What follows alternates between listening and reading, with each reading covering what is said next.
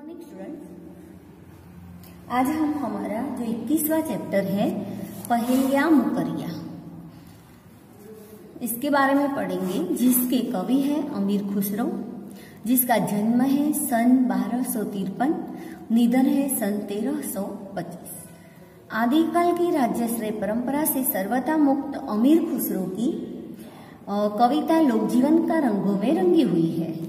उनकी हल्की फुल्की रचनाओं में ज्ञान के साथ साथ मनोविनोद की सुंदर सामग्री प्रस्तुत की गई है। संकलित पहेलियां और मुकरिया में मानव मन की जिज्ञासा, कुतूहल और रहस्यों का विनोदपूर्ण शैली में उद्घाटन किया गया है। छोटी छोटी रचनाओं में गहरे अर्थ अभिव्यंजित कर कवि ने अपने कला कौशल का अच्छा परिचय दिया है। तो उनकी पहेलियों में किसी वस्तु का टेढ़ा मेढ़ा लक्षण देकर अभिप्रेत वस्तु का नाम पूछा जाता है। मुकरियों में आरंभ में कई गई बात का खंडन करते हुए सही बात की ओर संकेत किया जाता है। इन पहेलियां मुकरियों में विनोद के साथ ज्ञान परोसा गया है। इनके द्वारा विद्यार्थियों के ज्ञान की कसौटी भी हो जाती है और साथ साथ हम चिंतन और जिज्ञासा भी हमारे मन में जागृत होती है। तो इसका शब्दार्थ है अनार तो एक दानेदार फल दाड़म, वजीर तो मंत्री, अड़ना रुक जाना, ठाडा खड़ा, तपन आग, साजन पति, दूजा दूसरा, गुणवंत गुणवान। बराबर। तो यहाँ हम हमारी जो पहेलियां मुकरिया है, तो इसमें पहली पहेली में हम देखते हैं कि जूता पहना नहीं, समोसा खाया नहीं, क्यों? प्रश्न है, तो उसका उत्तर दिया है तला नहीं था। तो हमें समझना है, मैंने आपको इस जो लाइव लेक्चर था इसमें भी समझाया था। तो आपको समझना है कि जूता नहीं पहना और समोसा नहीं खाया, क्योंकि जूते में तल्ला नहीं था, कि जूते के जो नीचे का हिस्सा होता है वह तल्ला नहीं था। समोसा खाया नहीं क्योंकि वह कड़ाही में तला नहीं गया था। तो दोनों के एक ही दो अर्थ निकलते हैं कि जूते का तल्ला और समोसा तला नहीं था। तो जूता पहना नहीं, समोसा खाया नहीं, क्यों? तो तला नहीं था। तो जूता नहीं पहना और समोसा नहीं खाया क्योंकि जूते में तल्ला नहीं था और समोसा कड़ाही में तला नहीं गया था। दूसरा है अनार क्यों न चखा, वजीर क्यों न रखा? उत्तर था दाना न था। तो अनार नहीं चखा और वजीर का मतलब है मंत्री का चुनाव नहीं किया क्योंकि अनार में दाने नहीं थे, जो अनार था उसमें दाने नहीं थे। और उम्मीदवारों में जो उम्मीदवार खड़े थे उसमें कोई भी दानेदार का मतलब है बुद्धिमान, तो दानेदार व्यक्ति नहीं था, कि कोई भी बुद्धिमान आदमी नहीं था जिसे वजीर के रूप में चुना जाता। इसलिए वजीर भी नहीं रखा और अनार नहीं चखा, तो अनार में दाने नहीं थे। दोनों का मतलब क्या है कि बुद्धिमान, दानेदार का मतलब है बुद्धिमान, तो बुद्धिमान व्यक्ति नहीं था, इसलिए मंत्री को चुना नहीं। तीसरा है रोटी जली क्यों, घोड़ा अड़ा क्यों, पान सड़ा क्यों? तो उत्तर है फेरा न था, कि उसे उल्टा नहीं किया था। तो यहाँ बताया है कि रोटी क्यों जल गई, इसलिए कि तवे पर उसे उल्टा नहीं गया। घोड़ा अड़ा क्यों, अड़ा का मतलब है रुक जाना, तो घोड़ा क्यों रुक गया? तो घोड़े सवारी अथवा जोतने के समय क्यों अड़ गया? इसलिए कि उसे सिखाया या तैयार नहीं किया था, कि उसे तालीम नहीं दी गई थी, तो वह वहां रुक गया। तो इसे कि उसे सिखाया या तैयार नहीं किया था। पान क्यों सड़ गया, पान सड़ा क्यों? तो इसलिए कि पान की पत्तियों के उलट पुलट कर उसके सड़े हिस्से को काटकर निकाला नहीं गया था, कि उसका जो सड़ा हुआ हिस्सा था उसे निकाला गया नहीं था, इसलिए पान सड़ा। बराबर। तो उसका भी એટલે फेरा न था। इसका मतलब है कि रोटी जली क्यों, तो उसे फेरा तवे पर उसे उल्टाया नहीं था। घोड़ा अड़ा क्यों, तो उसे ऐसा सिखाया गया नहीं था। पान सड़ा क्यों, तो पान के जो सड़े हुए हिस्से हैं उसे काट लिया नहीं था। एक नारी के है दो बालक, दोनों एक ही रंग, एक फिरे एक को ठाढ़ा रहे, फिर भी दोनों संग। तो चक्की के पार्ट की जो चक्की होती है इसके पार्ट की बात की गई कि एक औरत के दो बच्चे हैं, इन दोनों बच्चों का एक ही रंग है, एक जैसा आकार है, लेकिन उनमें से एक चलता है और दूसरा अपनी जगह पर। देखते हैं कि ऐसा क्यों। तो हम जो चक्की के दो पड़ है तो उसे हम देखते हैं तो क्या होता है, जो नीचे वाला पड़ होता है वह वही ना वही रहता है, और जो ऊपर वाला पड़ है उसे घुमाया जाता है तो वह घूमता है।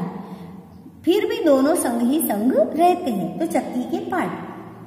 तो एक औरत के 2 बच्चे हैं। इन दोनों बच्चों का एक ही रंग है, एक जैसा आकार है, लेकिन उनमें से एक चलता रहता है और दूसरा अपनी जगह पर स्थिर रहता है। इसके बावजूद भी दोनों साथ में रहते हैं।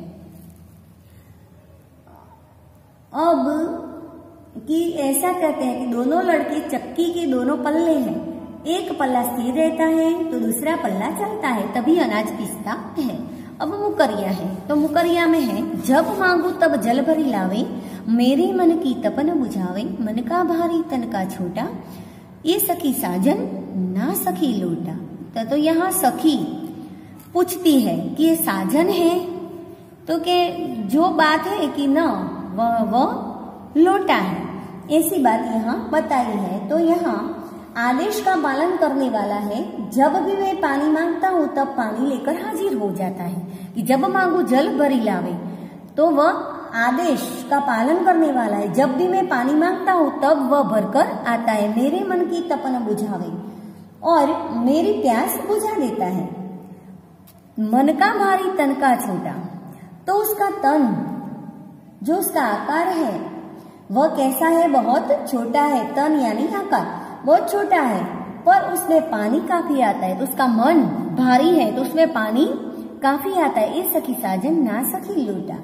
तो सखी पूछती है, कहती है कि सखी क्या यह साजन है? तो जवाब में वह कहती है कि नहीं, साजन नहीं, वह सखी लोटा है। दूसरा है, वो आवे तो शादी होए, उस दिन दूजा और न कोई, मीठे लागे वाके बोल, ये सखी साजन ना सखी ढोल। तो ढोल की बात की गई है। तो शादी ब्याह में उसका आना आवश्यक है। तो शादी ब्याह होती है तो साजन का भी आना आवश्यक होता है और ढोल का भी आना आवश्यक होता है। तो यह काम और कोई नहीं कर सकता। उसके स्वर बहुत मीठे लगते हैं। एक सखी प्रश्न पूछने वाली सखी से पूछती है, सखी क्या वे साजन है? तो वह कहती है, नहीं साजन नहीं सखी, वह ढोल है। कि दोनों का वहां आना जरूरी है शादी में।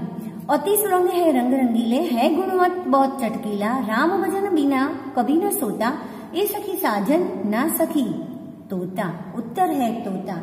तो कहते कि वह बहुत सुंदर रंग वाला है, बहुत सुंदर है, वह बहुत गुणवान है और गाढ़े रंग वाला है, वह राम का नाम लिए बिना कभी सोता नहीं है। एक सखी प्रश्न पूछने वाली सखी से जवाब के रूप में पूछती है, क्या सखी वे साजन है?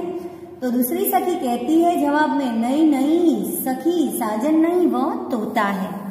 तो वह बात यहाँ बताई गई है कि वह तोता है, साजन नहीं है।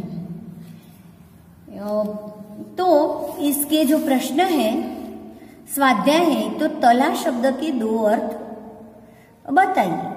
तो तला शब्द का एक अर्थ है किसी चीज को, तला शब्द का एक अर्थ है, यहाँ देखो आप, तो तला शब्द का 2 अर्थ है। तो किसी चीज को गर्म तेल में तलना और जूते के नीचे का हिस्सा यानी तलना।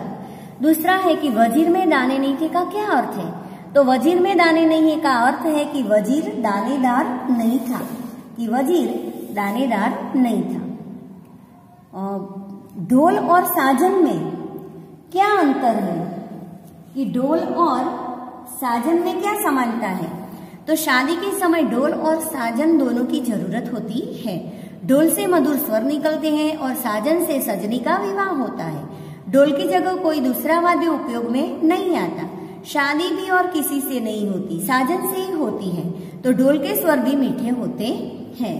और चौथा प्रश्न है कि राम भजन बिना कौन नहीं सोता है? तो राम भजन बिना तोता नहीं सोता है।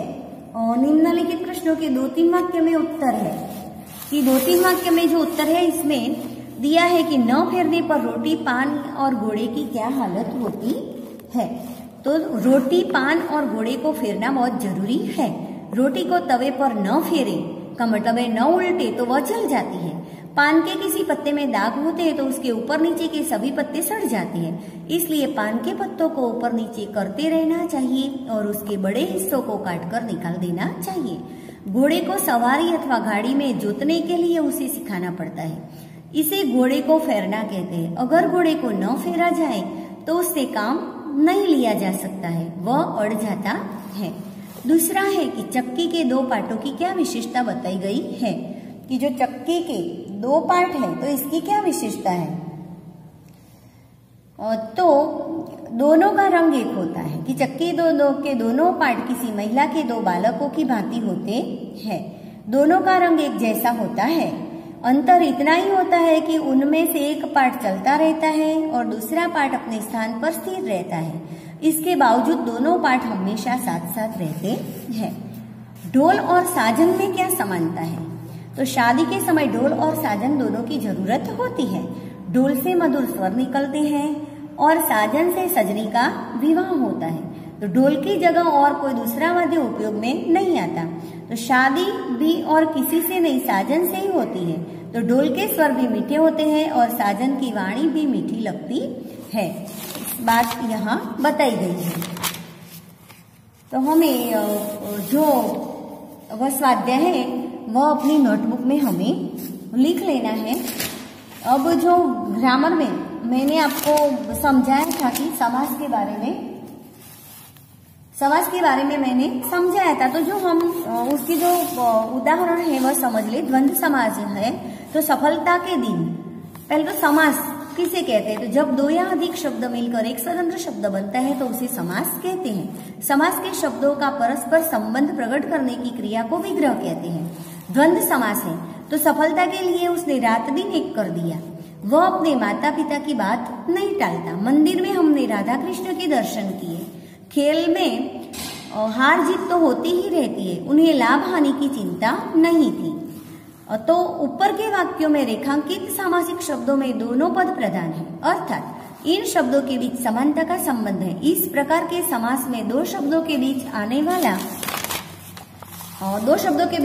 वाला समुच्चय बोधक और अथवा या लुप्त रहता है। ऐसे समासों का विग्रह इस प्रकार होगा कि रात दिन है तो रात और दिन, माता पिता है तो माता और पिता, राधा कृष्ण है तो राधा और कृष्ण, हार जीत है तो हार या जीत, लाभ हानि तो लाभ या हानि। तो इस प्रकार के समास को हम द्वंद्व समास कहते हैं। द्वंद्व समास का विग्रह करते समय पहले और दूसरे पदों के बीच और या अथवा अव्यय का प्रयोग किया जाता है। इस समास के दोनों पद संज्ञा, सर्वनाम, विशेषण या क्रिया विशेषण हो सकते हैं। जैसे भाई बहन तो भाई और बहन संज्ञा है, हम तुम, हम और तुम सर्वनाम है, भला बुरा, भला या बुरा विशेषण है, ऊपर नीचे, ऊपर या नीचे क्रिया विशेषण है। तो कभी कभी द्वंद्व समास में दो से अधिक पद भी होते हैं। इस समास का विग्रह भी ऊपर बताए तरीके से होता है, जैसे तन मन धन, धन और मन और तन, दो से अधिक भी होता है।